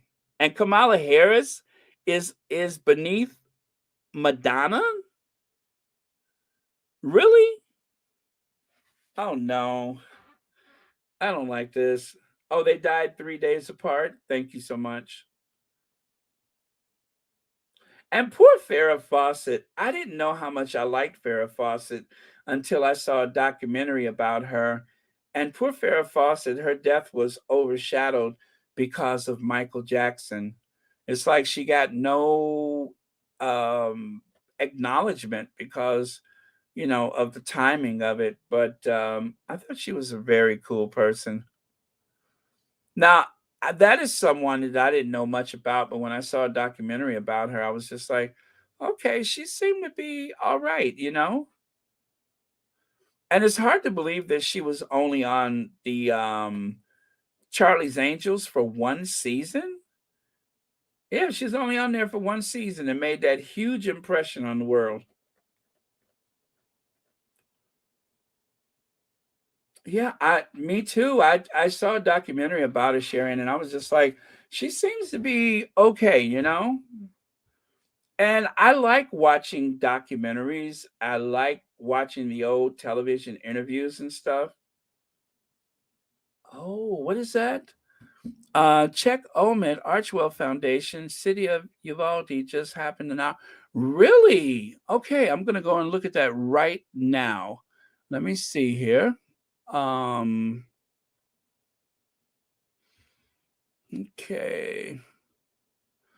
Omid, I can't believe he's 41 Scobie. Let me find him.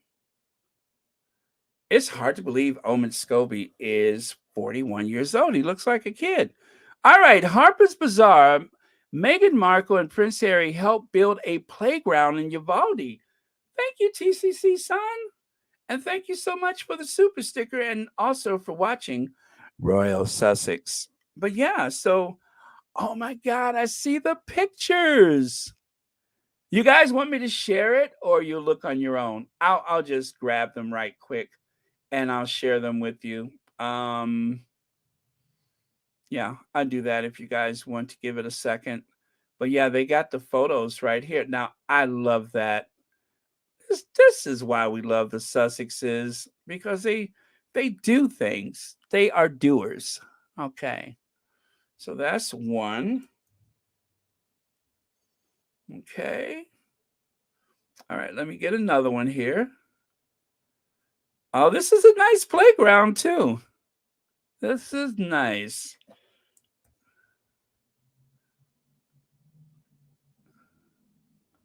Now, see there, and that just goes to show that it's not like it was just, well, we already know that, but you know how the haters made and said some terrible things about this, about the Duchess's visit there. And you know what? I'm going to share my video of the Duchess's visit to Uvalde. I'm going to share that later, and I have to warn you guys, it is a bit of a tearjerker, so I will share it last.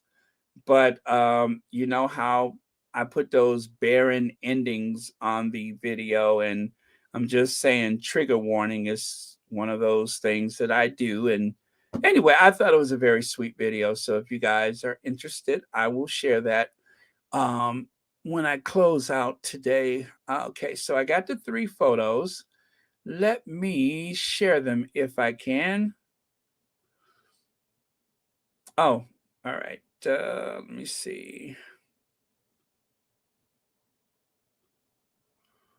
Okay, so there's that. And I'm probably going to have to open up another window because this thing has been very, yep. Okay, I'm going to have to open up another window because it won't let me share it directly. So give me just a second. But I have done this so many times. I am very fast at it now. And I remember when I didn't know what to do before, but now it's just like a walk in the park. Okay, so there's that echo. Today, I feel like the luckiest man on the face of the earth.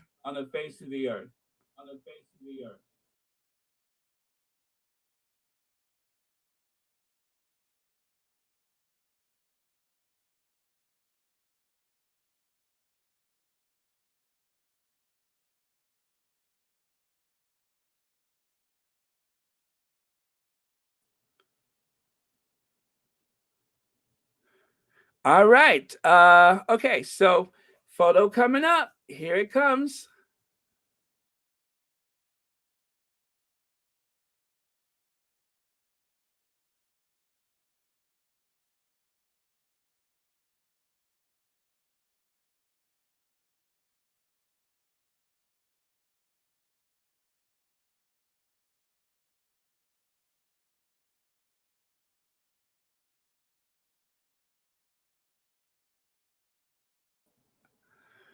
All right.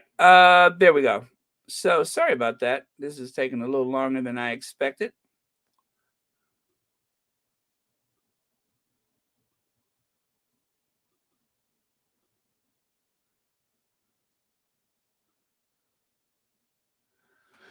Well, okay, in the meantime. Oh, there it is. There it is. All right. So this is the playground. It says here, City of Uvalde, Harry and Meghan Archwell Foundation, and Kaboom, a nonprofit with the mission to end play space inequity, have built a new playground for children and families to provide a sense of hope to the community following the Mays Robb Elementary School tragedy. The DeLeon Park project was created to foster a sense of togetherness and healing to honor lives lost, says Archwell director James Holt. Our hope is that this special project can help the community heal and be home to imagination, games, and play for many years to come. All of that was written by Omen Scobie, by the way. He writes beautifully. Check it out. Check out those families enjoying the park. Oh, that's very sweet. Okay, one more photo. It seems to be only 3 of them, but let me see if I can zoom in and see what that plaque says. Okay, let me see. Okay, I want to see if I can zoom in and see what it says. Nope, I still can't make it out. It's still very small. Anyway, I see Archwell. I see something Parks, and I see Kaboom. It says, "Welcome to your play space," and then it's very faded. And then there's some very small letters down at the bottom. But okay, yeah, so that is what it says. But yeah, so that dark circle that you see on the left side there, that's Archwell. The yellow circle is for the De Parks, and then the one at the bottom says Kaboom. So yeah, that's it. This is very nice. Thank you so much for sharing that, Legs. And thank you for clicking on my channel. I got to stop doing that because I don't want to give anybody a complex. But okay, so this is the absolute last time I'm going to say it. Thank you for clicking on my channel. I love that. That just always makes me happy when I say that. Okay, let me look at your comments here. The Sussexes are always doing something positive to make a difference in people's lives. They lead by example. Amen to that, cookies and cream. And what else do we have here? Oh, you know what, guys? Wait. Let me see if she's on. How did I just talk for another 40 minutes? Did somebody roofie me or what? Okay, so she says 3:45 now. It is 3:45. Well, she's not on yet. It hasn't started. Okay, it is on. Okay, you guys. Duchess of Success is on. Go ahead and go over to Duchess of Success. I am going to take the last comment of the day, which is, wow, amazing. Thank you, Lady Bird, for your last comment. Also, I am going to thank our faves, of course.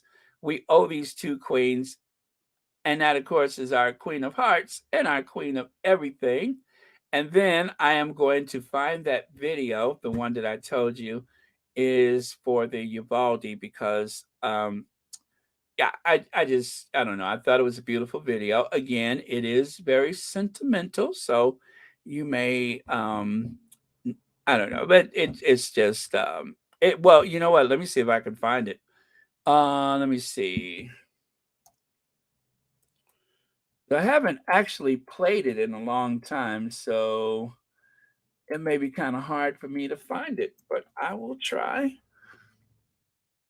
But just a way to remember the kids. Okay.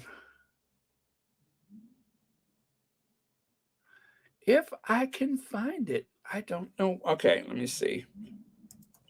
Yes, Duchess of Success is on, you guys. So if you want to scoot over there, I am so done for the day. Thank you for hanging out. I really enjoyed talking today, as evident by the fact that I've been sitting up here talking up a storm instead of going to do my usual, and that is make my lunch. Okay. Oh man, I don't see it. Give me a second, you guys. If you haven't seen it, it is a very cool video. And it's from that day that Meghan went to Texas to pray and lay flowers. And also, she met with some of the volunteers who didn't even know who she was because, she went in there to hear stories, to volunteer, and to help, which I thought was super. Okay. Okay, let me try one more thing. If not, I will just ginger venge and get out of here. But, oh man, I didn't even think I was going to do this one today. So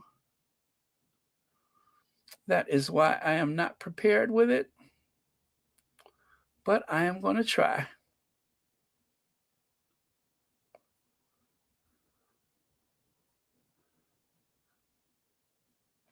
Huh.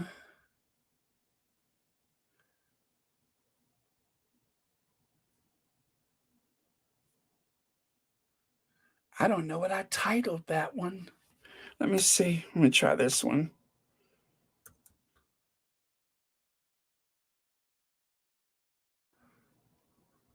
Oh, okay. I think this is it. I think I just found it. Let me see.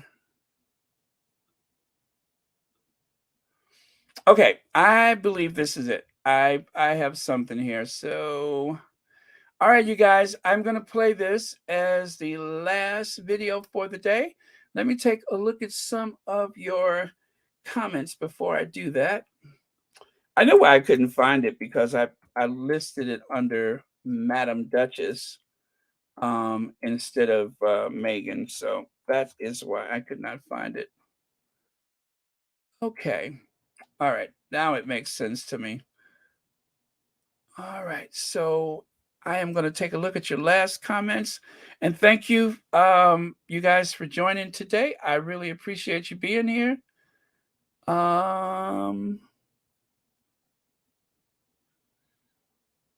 Okay. I think we're good with the comments. I don't see anything directly for me. Yes, Duchess of Success is on. All right, so I'm going to play that. You guys go ahead and get over there, and I will see you all over there. I am going to listen while I make lunch, and thank you for watching Royal Sussex.